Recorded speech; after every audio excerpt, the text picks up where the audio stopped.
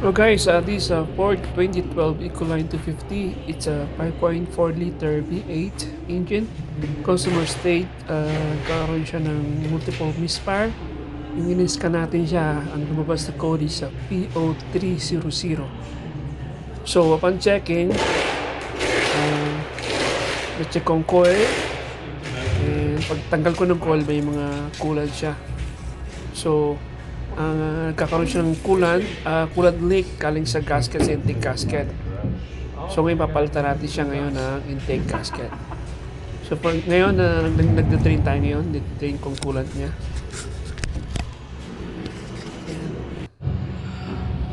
So ito yung drain plug niya para pamilyari tayo.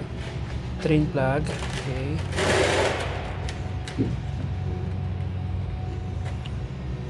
Kasi nire-reuse pa natin ng ang coolant. Nakakatipid ng shop same time. Rin sa customer. Ayan.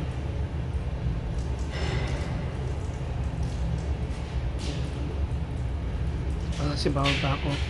Kung napapasin nyo, may pan ako pasadyang yung cut span ko para hindi maging messy ang bay ko habang nagdadayon ako ng coolant. Bawa natin siya.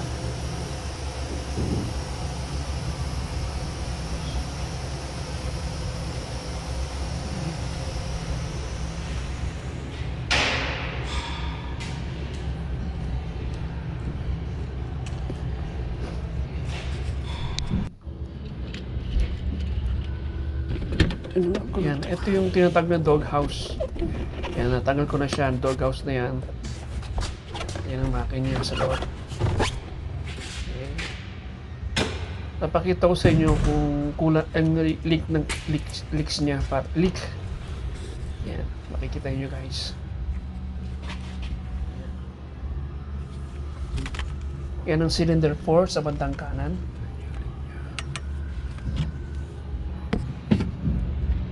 Number 4.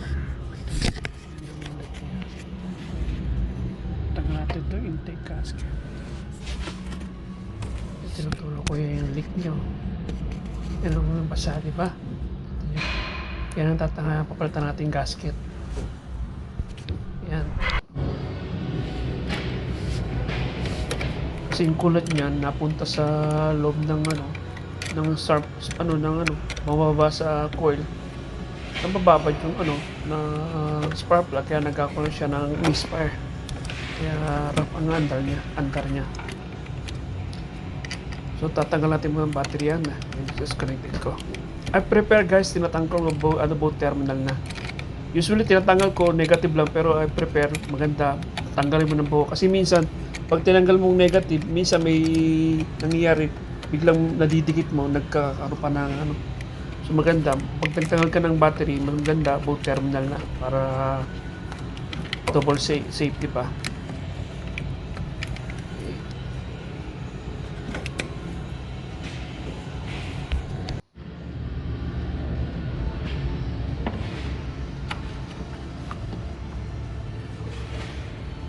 Tanong natin muna yung na ito.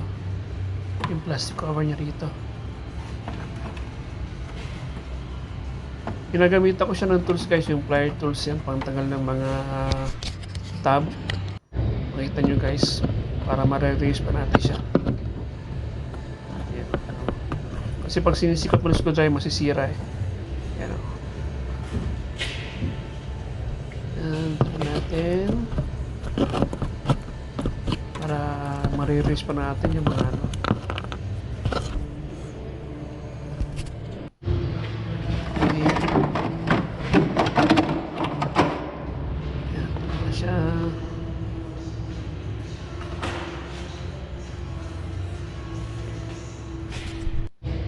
Tapos yan, susunod natin yan.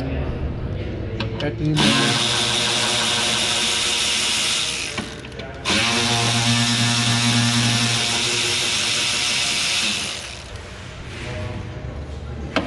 Ito yung camera ko sa ibabaw ng dahil ng hood.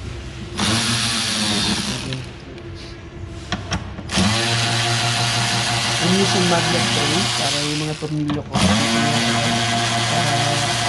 hindi siya kung saan mapupunta. Kahit masabi ko nandun lang siya, nakastay lang siya lagi. For safety na rin.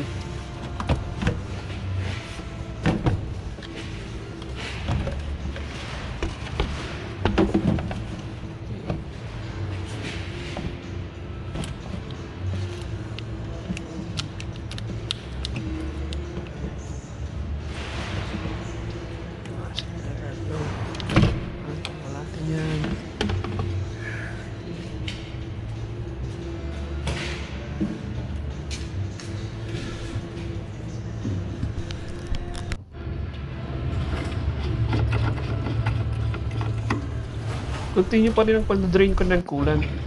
Bago. Yan, binuksan ko na yung, yung takip niya para mas lalong bumalik sa pagtuloy ng coolant. Attention na yung part ng cleaner. Okay.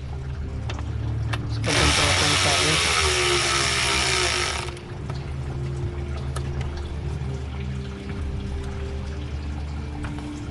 Guys, ito rin procedure pag nag-tune up ka, matrabaho nga lang talaga. Dahil sa mga buhay. Pero pag nasanay ka na, halos minamani mo na lang.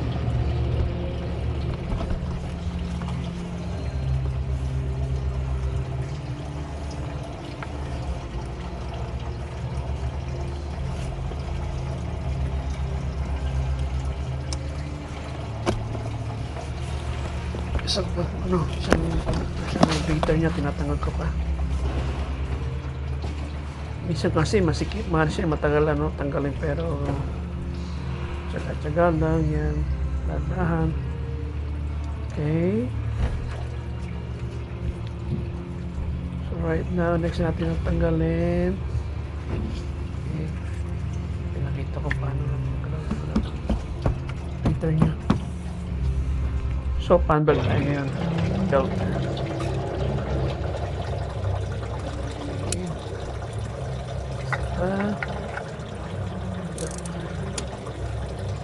Okay, yan. Yan yung adjuster niya.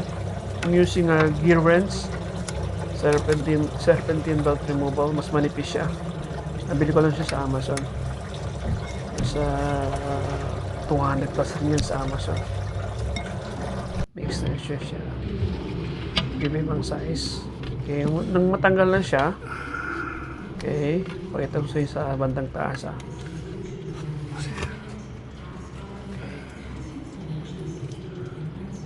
Then sa taas, natanggal na siya. Kung napansin nyo, gumagamit ako ng plastic yan, na clip or kiniklip ko yung, yung fan belt para hindi siya tumuloy mulaglag sa ilalim. Kasi pag tumuloy siya, kukonsume pa ng oras para abutin mga nawala sa linyang belt. So, mas maganda para hindi na yung belt mawala sa pinaglalagay yung original.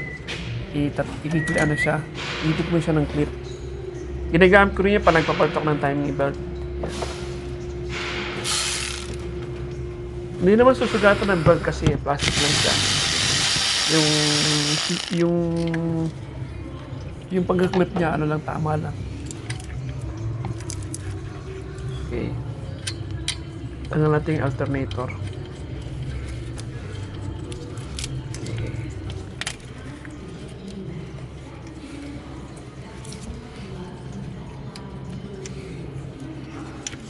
Sa mga isa sa reason bakit tinatanggal ang battery kasi tatanggalin natin yung pinaka main connection ng positive. So, ito lang kailangan tanggalin ng line ng kuryente, ng battery. Okay, uli.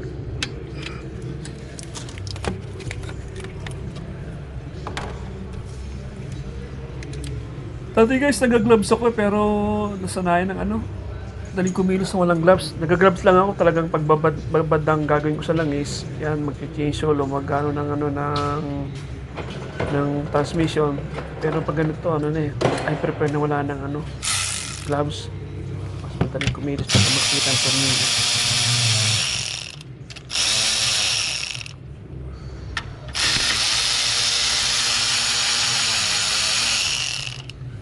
So, So, nasa part pa rin tayo ng alternator, guys.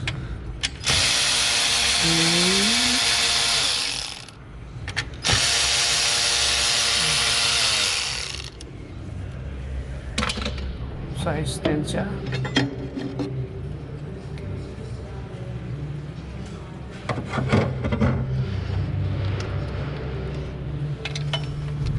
Using my electric snap-on ratchet. Ganda siya, guys, mas mabilis ang trabaho pag may ganyan.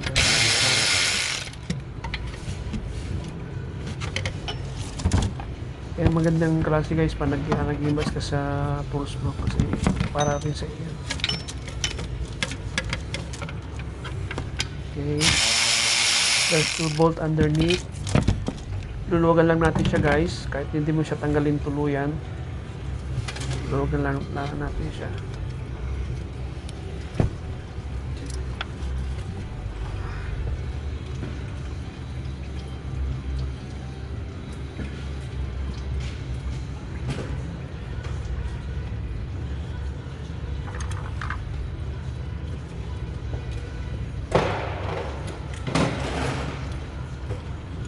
Yan, naangat na natin siya. So, yan o, may slot siya o. Yun yung dalawang tumilo niya, iniwan ko lang. Yan. Okay.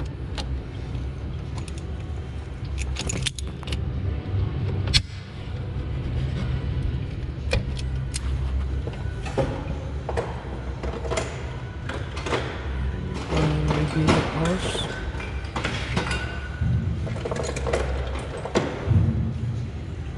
I'm using a Mac Tools backplier radiator clamp removal. Mas gusto kong gamitin kasi sa ano yung decable. Decable ginagamit ko lang pag medyo malalim, pero usually itong like kong gamit is a plier, ordinary plier. Mas maganda itong gamitin. Okay, I'm looking for my peak, my hose peak para madali siya. Sa isang upload na kung makikita yung nakarang upload, may upload ako about using the hose pick. Kasi minsan mahirap magtanggal lang na radiator hose. Isang ginagamitan natin ng ng hose ng plier na malaki na nasisira. So ito, para ma-prevent natin at madaling matanggal, gamitin ng hose pick. Guys, yung hose pick, like yung share kong video, ay iba-ibang klase. Yan o. Hindi naman siya mabubutas, guys, kasi nasa ano siya. Design niya nasa ilalim para palayo sa host. Ano. Mas maganda kung nakapaikot ka, mas madaling matanggal.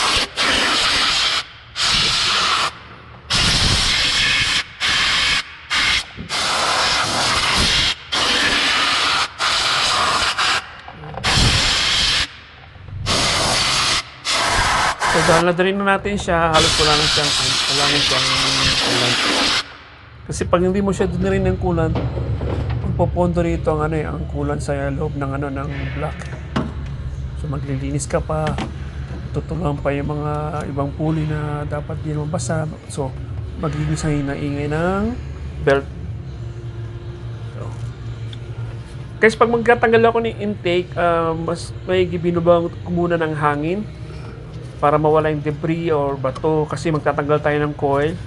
O lalo pag nagpapalit ka ng spark plug, mas maganda binubuga mo to para yung dumi hindi papasok sa loob ng spark plug hole. Yan. Na yung ginagawa yan, pag pwedeng madumi, kahit konting dumi, binubugan ko ng hangin bago magtatanggal ang intake para ibang dumi niya.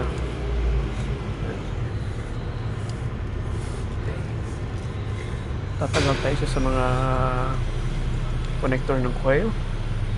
Okay. Clear lang siya. Yan din lang. 30 pa ako. Medyo malambot-lambot pa to. Pero may iba talaga na katagalan, nasisira. Pero to medyo okay lahat siya. Okay.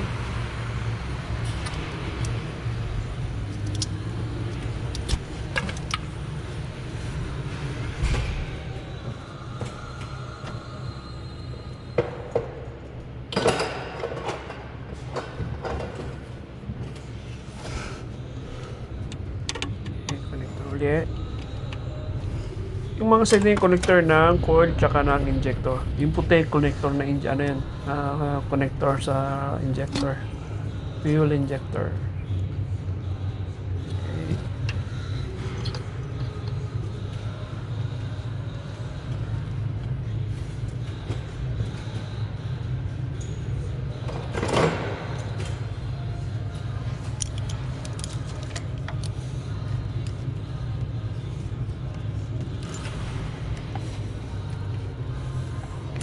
Clip another connector, may tab siya kasama. Angat lang natin siya.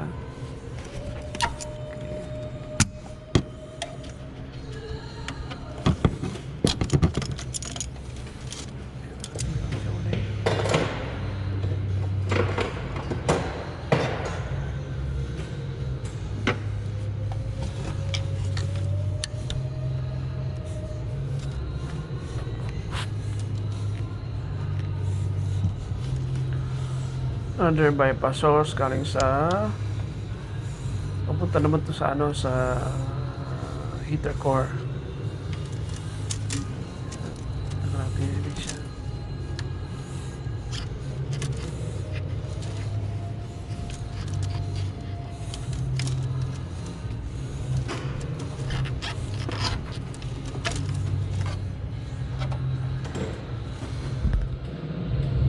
I'm using again a hot speed. Matigas siya.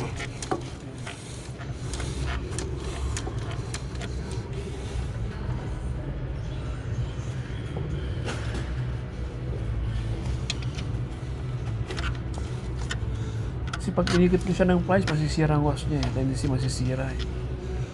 So, kahit yung panlabas ng hose. So, makakompromise na yung hose mo. Yung hose mo talaga kaya siya. Laking bagay. Yan o. Hindi siya mabunot. So, ulitin ko pa ulit siya ng mas pala.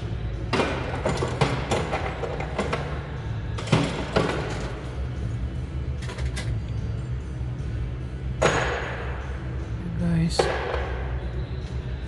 using hospital again.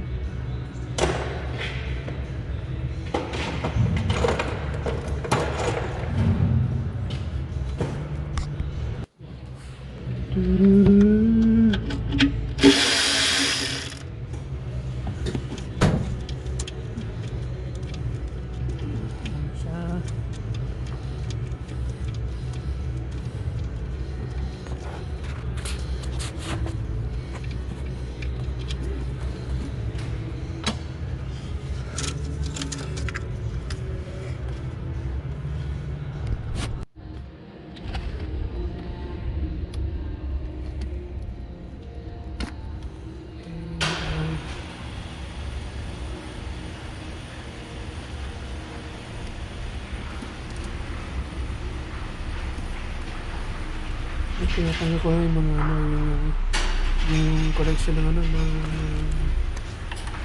ng transmission tube. Kasi ano siya eh. So, gabal siya. Tinanggal ko siya. Okay. Tatanggalin ko buo yan eh. So, naganda na ako ng ano, ng panalawang pang ano. Kasi pagangat mo ng transmission tube, natuloy yung langis galing sa trani. So, more or less, naka 1.5 liter rin ako nun. So, hindi masyadong maraming tumulo. So, ito naman guys, sa loob naman ako. Kasi halos kalasin sa loob. Minsan may mga clip na minsan mahirap bunutin. Kaya minsan, pagkatsagaan mo bunot eh. Kasi ang iwasan natin, masira yung mga, yung mga clip na plastic niya. Hanggat maaari. Minsan mahina ang pang-grip ko, ang daliri, ginagamit ako siya ng plier na pantanggal ko ng tab. Yan. Tanggal ko siya.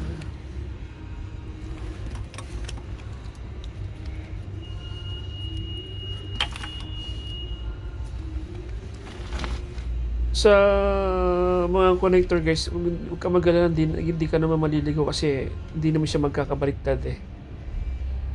Ang pare-pareho namang ano diyan, ang connector yung sa coil tsaka sa spark plug, pero 'pag tinapat-tapat mo naman siya, malalaman mo, may idea ka na dun lang ang connection niya.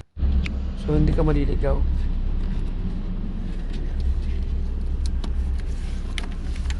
Yun, tinatanggal ko siya ng connection.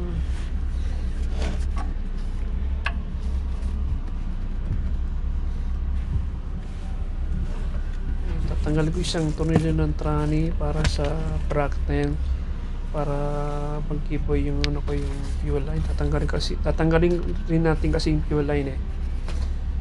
Kaya yung vacuum hose, dinadaan ko kasi nga ano siya, naka-plastic siya. Ayaw ko siyang maputol. At nilagyan ko siya ng penetrating oil, ganda nyo eh. Tapos ginamitan ko siya ng pick.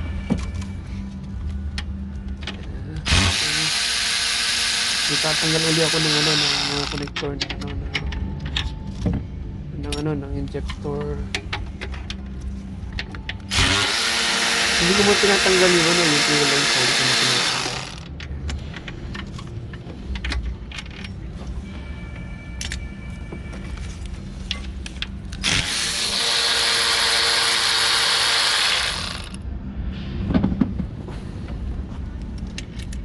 Paggawa guys, minsan ano eh, halos araw-araw lagi may natutunan. Kahit nagawa mo na yung isang particular job, pag umulit may ibang discard ka naman na natututunan hanggang sa magiging mabilis na ang paggawa mo. Yung guys, tinatanggal ko naman yung coil. 7mm lang ang sukat ng coil, ng tornilyo ng mga coil niya.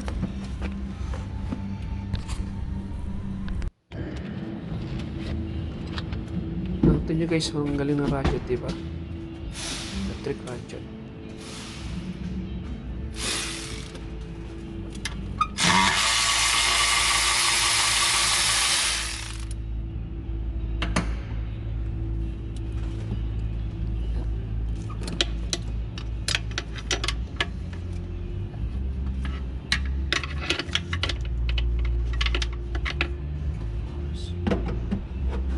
Ito yung ratchet ko na yun, nasa ano, almost 2 years na rin.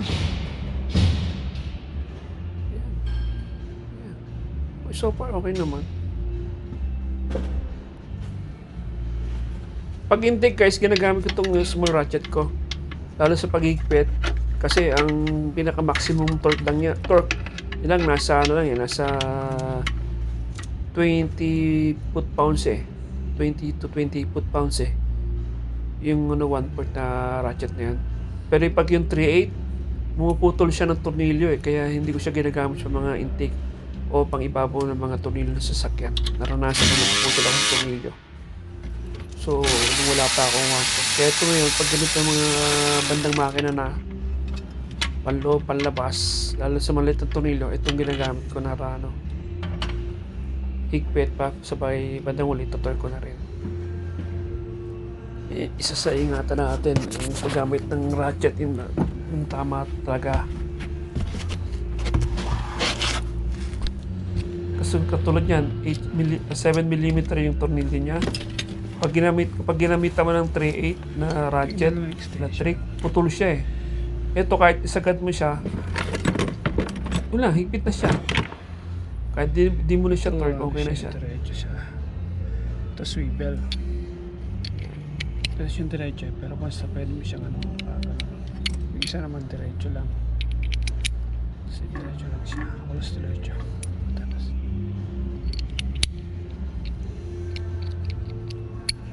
Tiyaga lang talaga guys, ano. Yung mga ball guys, nilalagay ko rin sa magnet tray ko para hindi siya basta mawawala. Okay, kumpul siya doon sa magnet tray ko.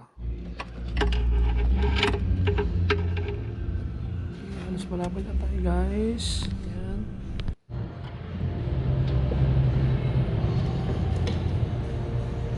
Ito pinapakita sa guys yung wobble. Kasi dalawang klase extension eh. Yung ordinary extension, yan, nakita mo yung ito, wobble to na may design. Yan.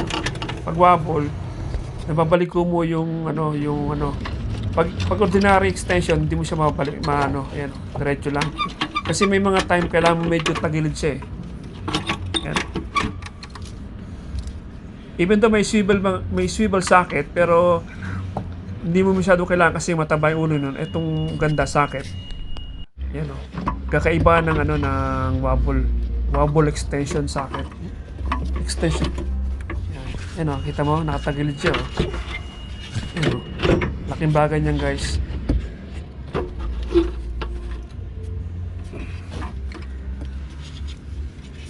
Tanggal na natin ang tornilyo. Ang tornilyo na guys, ano lang eh. Dalawa dito sa sa thermostat, 1, 2, sa bali 1, 2, 3, 4, 5, 6, 8, 9, 10, 13 na lang siya na 10mm. Kaya angatan natin siya.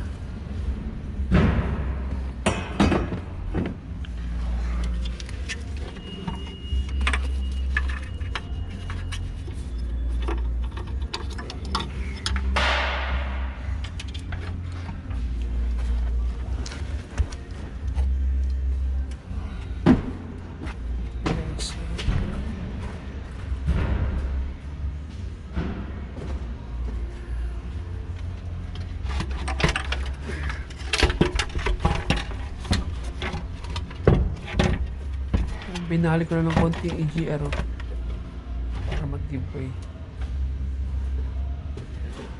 Ayan yung tube ng ng transmission. Tinanggal ko na ng tuluyan talaga kasi hindi siya sa gabal na eh. Ito siya. Totally tanggal ko na siya. Kulit eh. Ayan, tanggal na siya.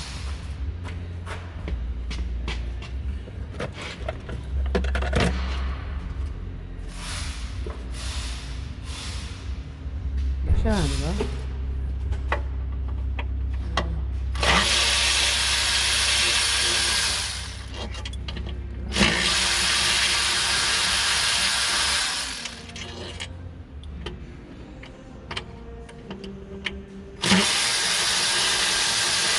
Kaya mo to guys, kasi nagawa ko na to. Kaya mo na to dati, ano lang tayo.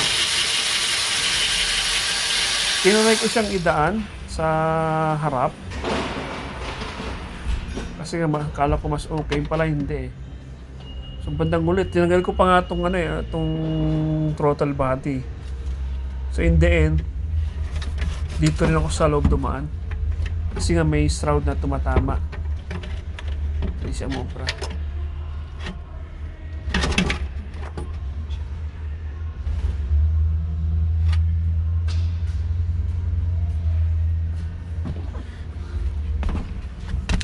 Natin siya dahil. Ayan. Pwesto natin yung pwesto. Nakaano yun eh, yung shroud. Nakaano, bala. Natin dito.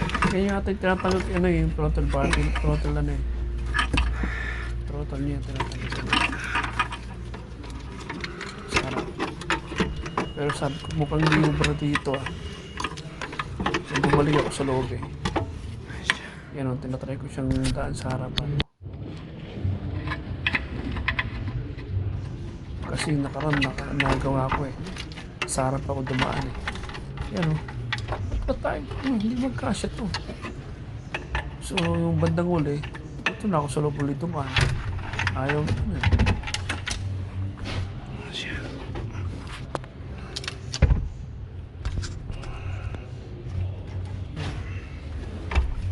Sa loob na pwesto.